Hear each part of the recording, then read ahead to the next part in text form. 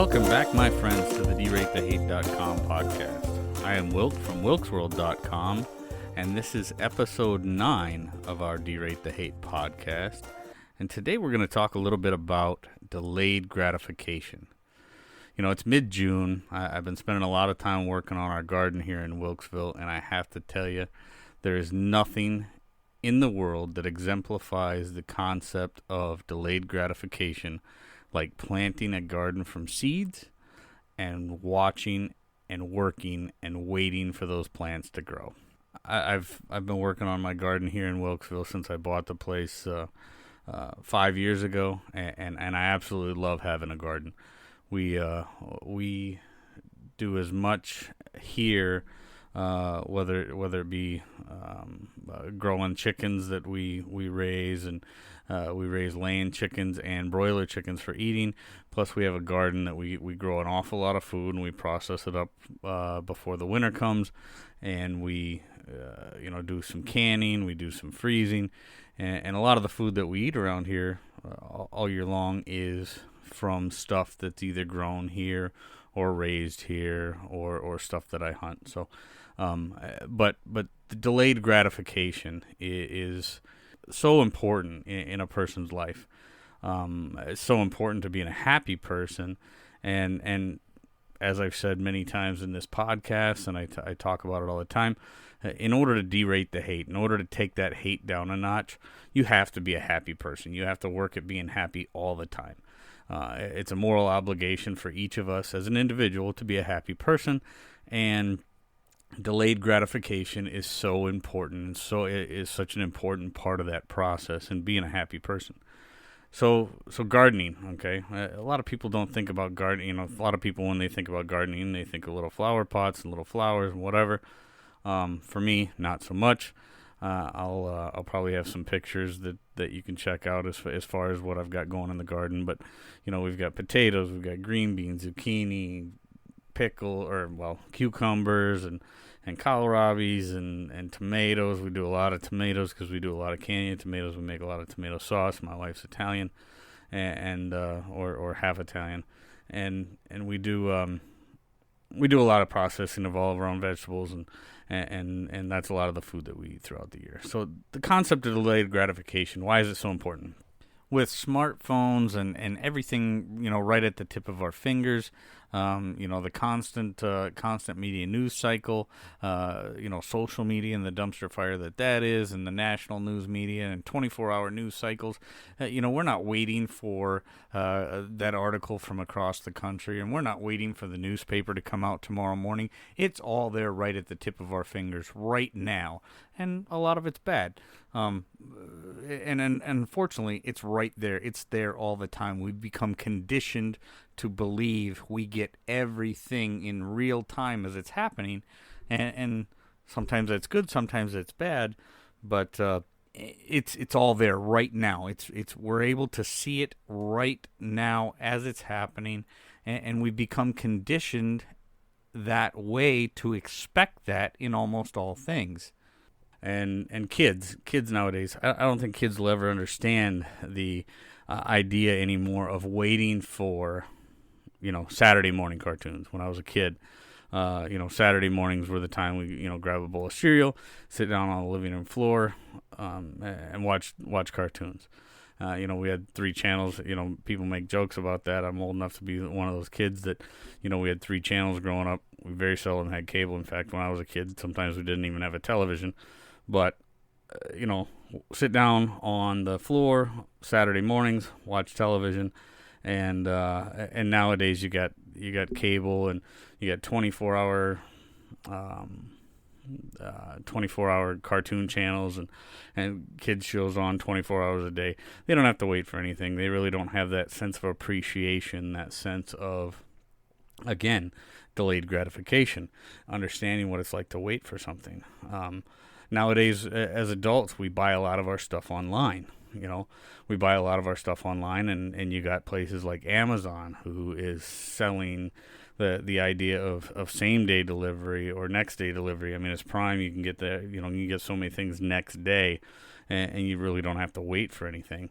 I remember as a kid going up to the Ben Franklin in the small town that I lived in northwest Iowa, and wanting a hunting knife. And I ordered that hunting knife, and I think it took something like 6 weeks to get it. And I mean, nowadays it's unheard of to wait 6 weeks for anything. The anticipation of getting that, or you think back to like Ralphie in the movie Christmas Story, where he puts together the puzzle from the whatever the detective thing that he was doing. Very funny concept, and he puts it all together, and he gets it all, and he's waiting each week to get the new clue, and he gets to the end of it, and it's a big disappointment, obviously, but just that whole concept. People nowadays, they just don't get it. They'll never get it. But that whole concept of delayed gratification meant so much to being a happy person, because now the opposite is true. The converse of that is the fact that we expect everything right now. It's got to be available now, or at the very least the next day. And a good example is last year I something on my tractor broke, and I had to order the part for my tractor, and I was so upset because it was actually going to take 1, 2 weeks, 3 weeks, whatever it was, to get the part for my tractor, and I was just dumbfounded. I had to step back and take take account to myself and say, hey, some things take time, but I have myself become so conditioned to believe that something has to be there, and it has to be there now. You know what? We really have to step back as a people and realize that, some things, that old saying, all things good come to those who wait. Well, that may not always be true, but there's definitely merit to that concept. Step back, just step back, breathe for a minute, realize some things do take time. The whole instant gratification mentality that we have nowadays, believing that we want it and we want it now, and if we don't get it now, we're going to be, just thoroughly upset and just disappointed. And I use the phrase all the time, you can only be disappointed by your own expectations. And that's really true. And in fact, I use it a lot as a joke, but, the whole idea that oftentimes being an adult means stepping back and realizing that maybe our expectations are not that realistic. Maybe our expectations need to be dialed back a little bit, just like this podcast. We don't want to dial down the hate, derate the hate. Maybe we as people, in order to be more happy, need to dial down our expectations a little bit, because sometimes they're just way out of line. And quite honestly, as an individual, we have to be willing to look at ourselves and realize that. And once we realize that, and once we dial back those expectations a little bit, make them a little bit more realistic, get rid of that whole, and it's very childish, the whole instant gratification concept, or instant gratification mentality, rather, is very childish. As an adult, we have to be able to dial back those expectations and realize that some things do just take a little bit of time. Some things we really have to compartmentalize into real desires, wants, and needs, and figure out where they belong on that spectrum, because it's so often now that people decide they want something and they want it now. So whether it be a vacation where whether they throw the whole thing on the credit card, or maybe it's a purse that somebody decides that they need more than they need to pay their light bill, or they put off their rent because they got some concert that they want to go to, and it's going to be the concert of a lifetime, so they've got to go to this concert so they don't pay their rent. There's so many examples, and I guarantee that everybody listening to this podcast knows somebody who's been in that situation before, because I know I've been in that situation before. I've made those mistakes. That's one of the reasons that I do this podcast. Like I said, I've made a lot of mistakes in my life, and I've learned from them, and I'm trying to share that information with you guys. Trying to make the world a better place by changing attitudes, bettering the world one attitude at a time. That's what I'm trying to do here. So, instant gratification. Like I said, it's a childish concept. It ultimately leads to making people unhappy, and that unhappy attitude makes things worse for everybody. So we're trying to clean that up a little bit, trying to turn down the hate, trying to turn down the negativity by bettering the world one attitude at a time. With that, we're going to jump right into what I like to call our no doom and gloom, our good deed of the day, good deed of the week story.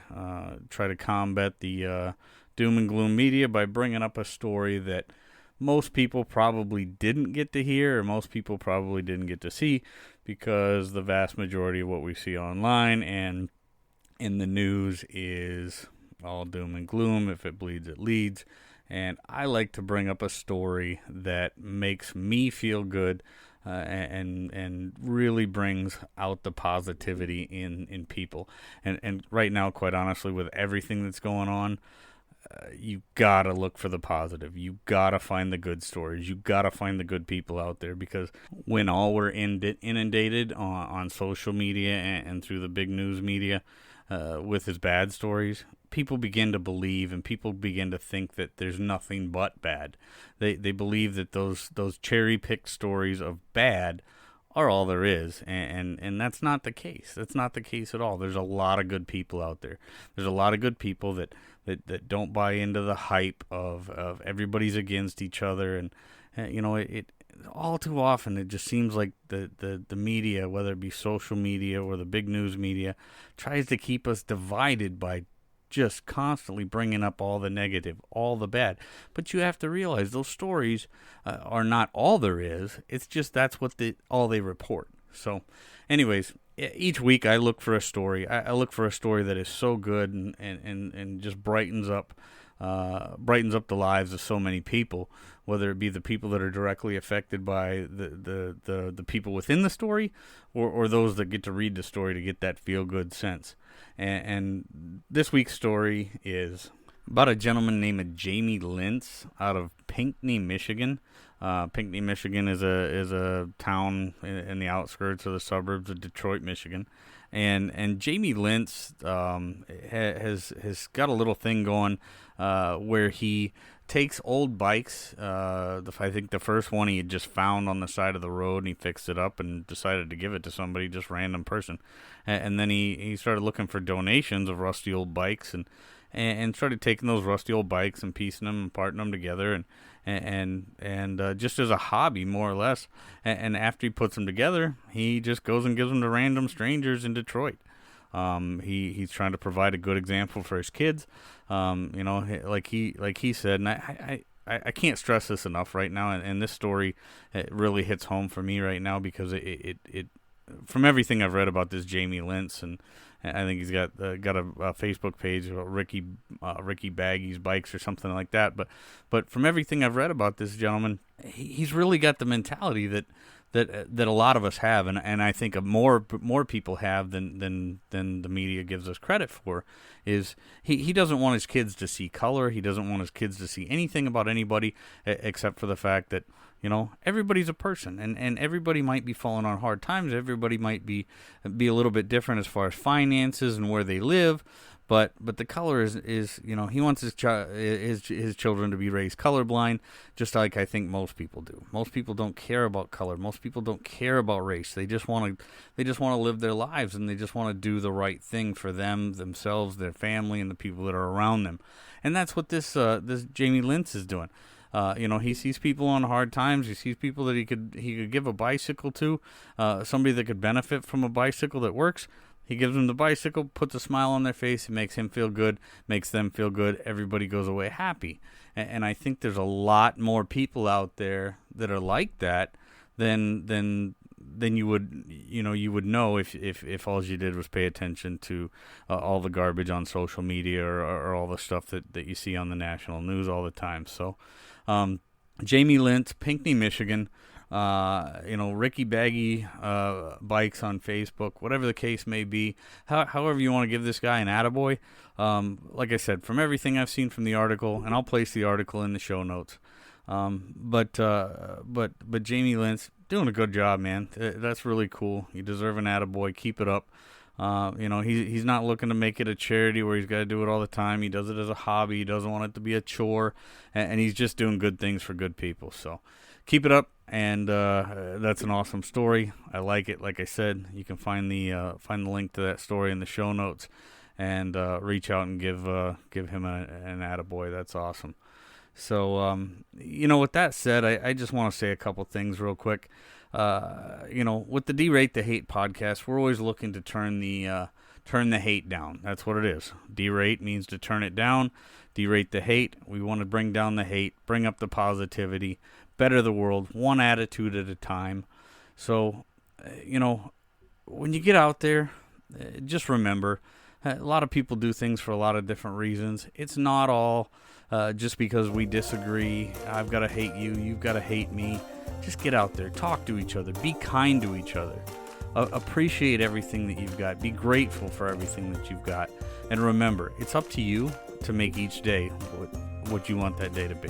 So, from Wilk here at Wilk's World, and all of us here at Wilk's World, thank you for listening. And have a great week. We'll catch up on the next one.